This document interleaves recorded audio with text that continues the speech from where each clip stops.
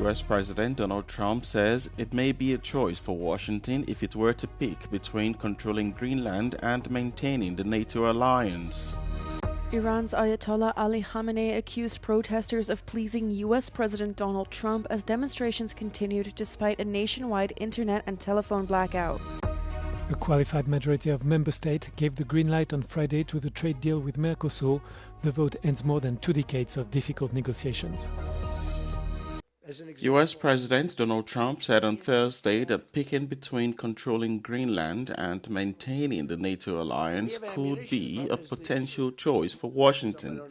Trump's comments come amid his renewed push to acquire the island in the Arctic Circle. Speaking in an interview with the New York Times, Trump said his personal sense of right and wrong provides the sole limitation on his authority to deploy U.S. military force globally. The U.S. leader also hinted that the NATO alliance would be toothless without the U.S.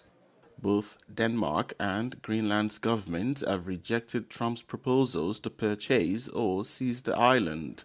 But the escalating rhetoric has sent shockwaves and alarm to NATO allies who are now confronted with serious questions about the future of the alliance. Despite describing himself as a peace president and expressing interest in the Nobel Prize, Trump has authorized military strikes in Iran, Iraq, Nigeria, Somalia, Syria, Yemen and Venezuela since beginning his second term in office last year. Iran's Ayatollah Ali Khamenei accused protesters of, quote, ruining their own streets to make the president of another country happy, in reference to U.S. President Donald Trump. His comments came amid continued demonstrations in the streets of Tehran, despite a nationwide internet and telephone blackout. دستش به خون ایرانی‌ها آموده است. وقت میگه من طرفدار ملت ایرانم، یه مش آدم بی تجربه و بی توجه فکر نکردم باور میکنن و قبول میکنن به طبق میل او عمل میکنن. صد آشغال آتیش میزنن برای اینکه او خوشش بیاد. Protesters marched through Tehran and other cities on Thursday night after exiled Crown Prince Reza Pahlavi called for mass demonstrations. Iranian state media broke its silence Friday over the protests, calling participants terrorist agents of the U.S. and Israel. At least 42 people have been killed, while more than 2,270 have been detained, according to the U.S.-based human rights activists news agency. Trump reiterated on Thursday that the U.S. would intervene if the Iranian government cracks down on the protesters. Storm Goretti continued making its way through Europe on Friday, now bringing high winds and rain across northern France and southern England, as well as more snow to other parts of Europe. The Met Office, Britain's National Weather Service, issued a rare red weather warning, its highest in southwestern England, for Thursday evening. Local government officials reported blocked roads, unstable buildings, and power outages that even left some people without water. More than 57,000 people were without power across southwestern England, the Midlands and Wales, according to National Grid, which runs the country's electricity transmission network. Strong winds also battered France, leaving more than 300,000 homes without power. Most of the outages were concentrated in the Normandy region. Meanwhile, Germany, Denmark, and the Czech Republic were dealing with disruptions caused by heavy snow. Major train disruptions were reported in the German city of Hamburg.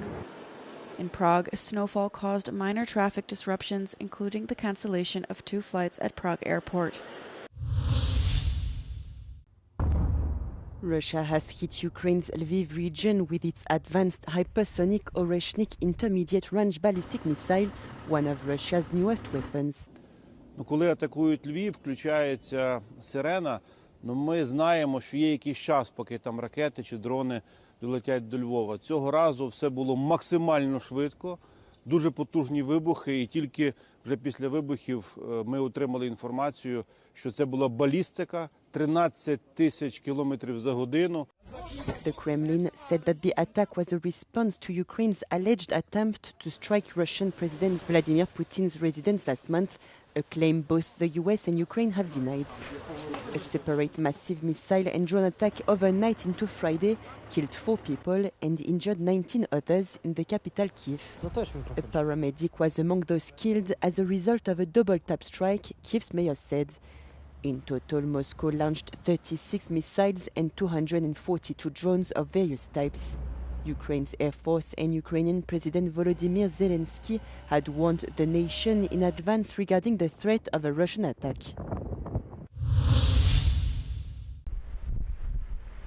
A qualified majority of member states gave the green light on Friday to the trade deal with Mercosur. The vote ends more than 2 decades of difficult negotiations between the EU and a group of Latin American countries, Argentina, Brazil, Paraguay and Uruguay, as well as years of internal EU division. France, Poland, Austria, Hungary, Ireland voted against, while Belgium abstained. The deal's opponents warned this agreement would expose EU farmers to unfair competition from Latin American agricultural imports. In recent months, the Commission has added concessions aimed at appeasing farmers and securing the crucial support of Italy, including early access to 45 billion euros in common agricultural policy funds from 2028 and a freeze of the EU's carbon border tax on fertilizers. Friday's vote opens the way for the EU to sign the agreement, with Commission President expected to travel to Latin America soon. The EU conclusion procedure, however, also requires the consent of the European Parliament.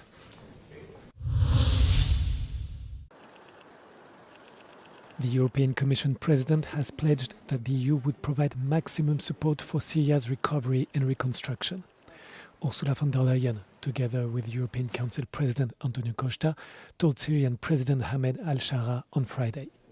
We want to strengthen our engagement with financial support of around 620 million euros for this year and for the next year. This financial support will include humanitarian aid, of course, but also early recovery support and bilateral support among us. Syria is attempting to chart a new course following years of war that began with Bashar al-Assad's violent suppression of pro-democracy demonstrations in 2011. The EU fully lifted economic sanctions against Syria in May 2025 after initially suspending major sanctions in February. The sanctions had been imposed in 2011. Israel's Prime Minister has announced that former UN Middle East envoy Nikolai Mladenov will serve as Director General of US President Donald Trump's new Board of Peace. Benjamin Netanyahu made the announcement after meeting Mladenov in Jerusalem, calling it a major step in advancing Trump's Middle East peace plan. The board will oversee the second phase of the Gaza ceasefire, including Hamas disarmament, Israeli troop pullbacks, and reconstruction efforts. A senior US official confirmed Mladenov's appointment, though Washington has yet to make it formal. Mladenov, a former Bulgarian foreign and defense minister, helped mediate between Israel and Hamas from 2015 to 2020. The ceasefire, launched on 10th of October, has largely held despite ongoing Israeli strikes that have killed more than 400 Palestinians. EU Foreign Policy Chief Kaja Kallas called the humanitarian situation in Gaza extremely severe, urging international action to stabilize the region. If this is a real threat and in a rare move, NASA is cutting a mission aboard the International Space Station short after an astronaut had a medical issue. The space agency said Thursday the United States, Japanese, Russian crew of 4 will return to Earth in the coming days earlier than planned. The medical incident was sufficient enough that we were concerned about the astronaut, that we would like to complete that workup. And the best way to complete that workup is on the ground, where we have the full suite of medical testing hardware. The space agency did not identify the astronaut or the medical issue, citing patient privacy. The crew member is now stable. NASA cancelled its first spacewalk of the year because of the health issue. The crew of 4 returning home arrived at the orbiting lab via SpaceX in August for a stay scheduled to last at least 6 months.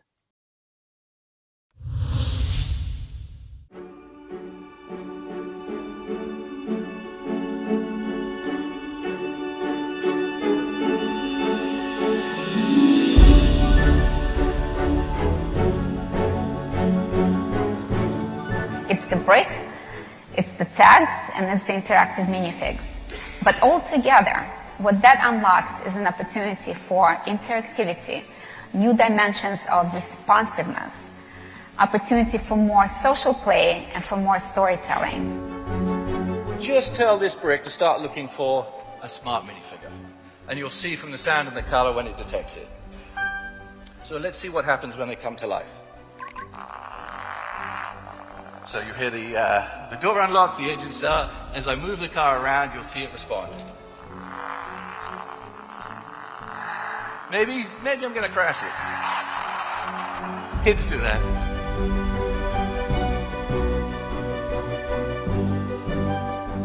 We've put cutting-edge technology, some of it never seen before, into LEGO Smart Play to create a platform for physical interactive play, allowing any LEGO set to come alive in kids' hands. LEGO Smart Play starts with a LEGO Smart Brick. It's just a 2x4 LEGO brick, except that it's packed with sensors and smarts. There's no screen inside, there's not even a power button on this thing, but the LEGO Smart Brick responds to what kids do, generating reactions to their actions. It becomes an instrument for their play, and it unleashes their imagination.